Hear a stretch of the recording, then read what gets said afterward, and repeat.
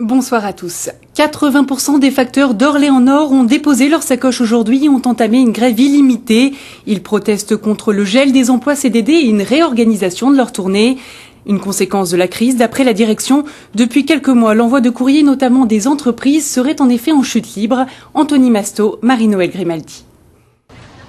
Ils sont une cinquantaine de facteurs, en grève, réunis devant l'un des 2 centres de distribution du courrier d'Orléans. On a une délégation de 4 personnes décidée par les grévistes qui peut être reçue à 10h par le directeur d'établissement.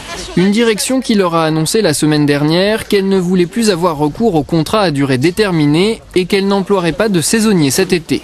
Depuis, le climat social est plutôt tendu. Vous sortez, vous n'allez pas être ici, s'il vous plaît. Vous sortez. Allez, vous êtes Nous sommes finalement redirigés vers le directeur du groupement courrier.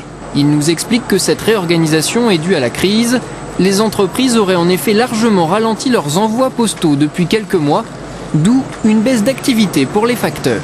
3,5%, ça a été une baisse qui a été sur l'année 2008 et aujourd'hui cette baisse est accélérée depuis le début de l'année et on est bien sur des baisses de 10 à 15% aujourd'hui. Mais pour les syndicats, la crise a le dos large et servirait de prétexte à des mutations plus profondes de la Poste. Aujourd'hui, la Poste continue à faire des bénéfices, même s'ils sont un peu moindres. On nous demande aujourd'hui de faire des sacrifices. Et le but, je pense, il est très clair, c'est de viser la privatisation. Parce qu'on en parle un peu moins, mais la privatisation de la Poste, c'est encore d'actualité. Et aujourd'hui, on veut comme une Poste qui soit la plus rentable possible dans le but de la privatiser dans l'avenir.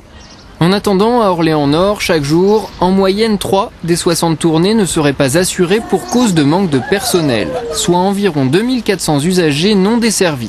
Et d'après les facteurs, plutôt dans les quartiers populaires que dans l'hypercentre.